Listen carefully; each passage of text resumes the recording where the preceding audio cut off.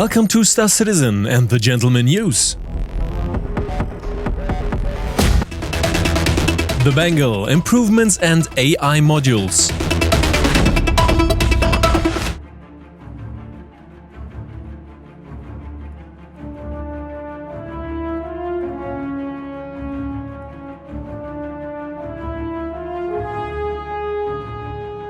After we were able to experience the Bengal, the largest ship we will be able to see in the persistent universe for the time being, in action during the Invictus week, there was some interesting information about it, which not only concerned the improved visual areas. Above all, the problematic performance which we experienced due to the sheer mass and size of this carrier ship, especially in the first test versions, has been greatly improved. An optimized AI module was developed and used to control the 90 turrets.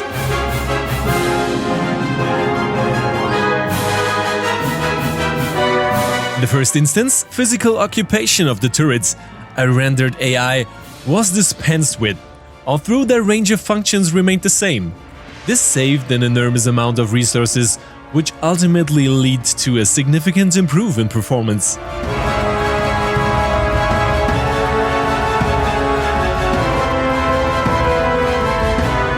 And it was precisely these developed modules that were directly linked to server blade and AI-controlled crew.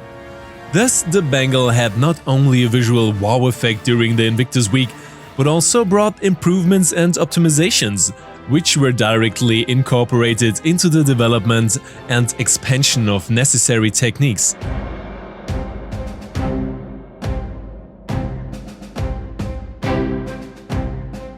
A full-scale test of this new AI technology was unfortunately only briefly shown, with a dozen pirate Idris attackers facing off against the AI-turreted Bengal.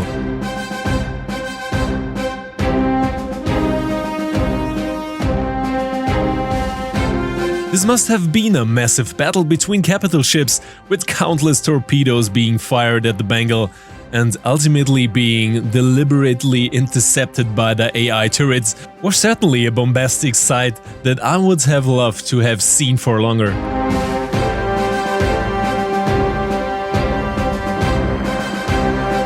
So let's take a look at the available video footage of this epic battle, where it must be noted that it was primarily a test of the AI technology, whereby it was supposed to recognize threats from approaching missiles such as torpedoes, prioritize them and ultimately also intercept them.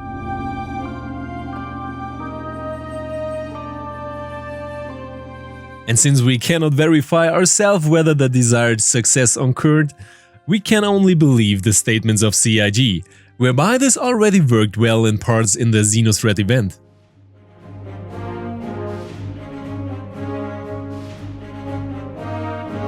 And I for one can only hope that we will be able to experience further interactions with capital ships, such as the Javelin or ultimately even a Bengal in the persistent universe, perhaps in the context of an event.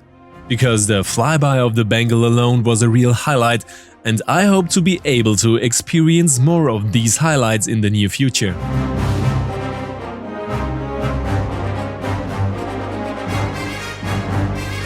But since new events are already in the starting blocks, I almost expect to be able to experience something big again soon.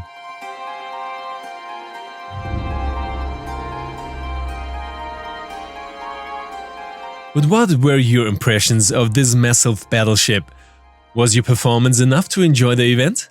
Feel free to write me your opinions, especially on this topic, in the comments, in the Discord or live in the Twitch streams.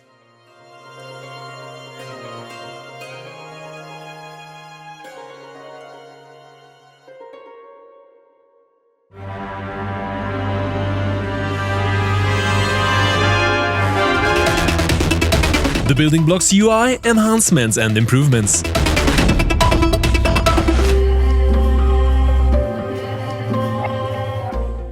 By optimizing the existing building blocks technology, more resources are freed up and thus the general performance is improved. In addition, various examples of different variations were demonstrated, which for the most part only show different color compositions and different fonts.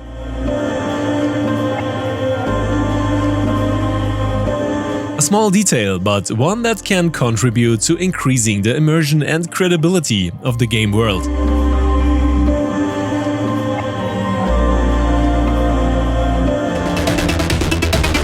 The Greycat support armor.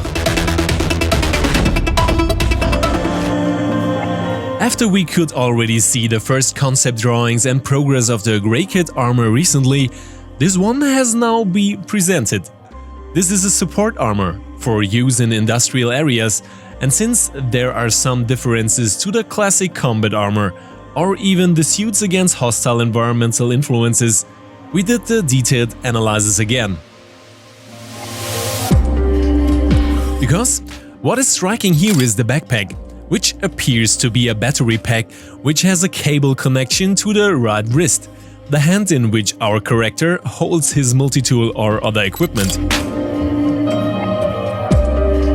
And since the issue of energy supply for such equipment will play a significant role in the future, it is understandable and logical that an industrial support armor, the Greycat armor presented here, could have an extended energy supply which would allow for a more flexible use of equipment with an energy requirement. The hacking mechanism in the analysis. One of the most interesting points was the presentation of the hacking mechanics, which is planned for version 3.15. Various access terminals, hacking cards and, most importantly, a first prototype of the hacking UI were shown. Because the hacking we know so far will change a lot and will also require a lot of experience and skills, especially if we want to achieve above-average success in this area. Therefore, we analyze the presented hacking UI, which shows us on the one hand that we can rotate a map with the Q and E keys, on which a path must be found as in a labyrinth, shown in yellow. First was the hacking and scanning mechanic from EVE Online, which in my opinion is one of the most interesting variations of such a minigame. Very promising so far. Ship updates, Redeemer, Ares, Constellation and the Shuttle. The Aegis Redeemer, a heavy gunship with dropship ambitions, which is coming into the game with 3.14, was shown in detail, with turrets, remote stations and the interior of the two different levels. The look of the interior is typical for Aegis and most comparable to the Vanguard series. There was also a glimpse of a rework of the Constellation series, whereby the first reference was to the command seats and the holographic system to be implemented there. And after this part of the Constellation is reworked, there is still hope for an extensive rework of the series. With the Crusader Ares, which has left the white box phase, the next Crusader ship is on the ship list. And as expected, the Orizon Shuttle, which will replace the familiar trains of the other cities in this Cloud City, was also shown, although there was a hint that this shuttle will not be available for purchase, especially at the beginning. And the elegant design language of Crusader is also clearly visible in this shuttle, for obviously 10 people, whereby I'm already looking forward to floating through the Cloud City Orizon with this panorama ship. And Orizon as well as Crusader are still on the agenda for 3.14.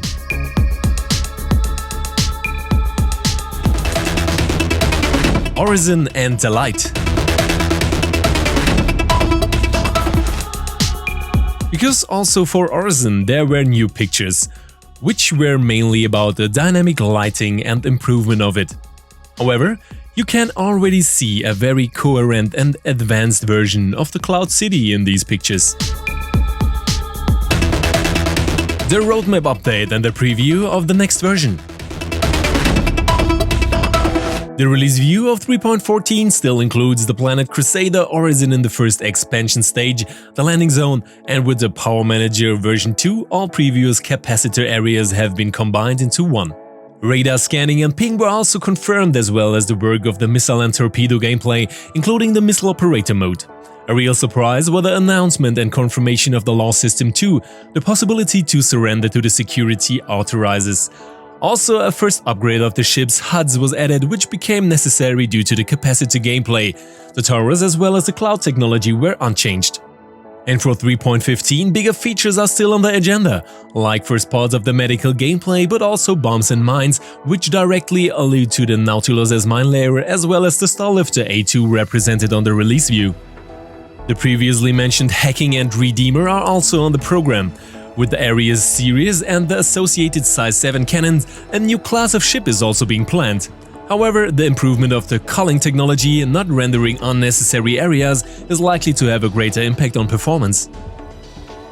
In the longer term, a much-needed improvement of the quantum travel experience, an improved login, and the possibility of rewarding players through an expansion of the backend have been added. Directly in-game rewards are also planned, which can be used in various areas such as the reputation system and all other game areas. It was also made clear that the focus of the mines and bombs will initially be on the bombs, which is probably directly due to the implementation of the A2 variant of the Starlifter series. The Nautilus is therefore not yet in sight. And there were also innovations of the subject of pyro and Nix, since the garages, which are necessary for stations as well as the Levski landing zone. These are also on the roadmap again. I hope you enjoyed the video and leave me a like and maybe even a subscribe here. The Bengal was definitely one of the highlights of the last few years in Star Citizen and was probably not expected by many. On the positive side, in my opinion, it wasn't just a visually nice gimmick, but directly work was done on AI technology that will ultimately have an impact in other areas.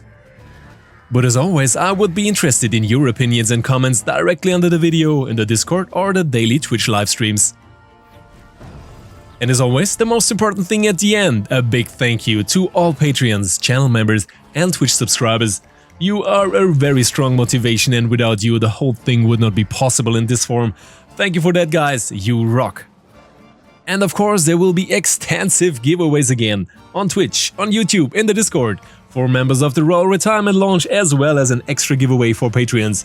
Details can be found in the announcement video or in the Discord. Our regular Twitch live streams take place almost daily, and we are looking forward to welcoming you there as well. Just have a look. I say goodbye until next time. See you soon, and see you in the verse.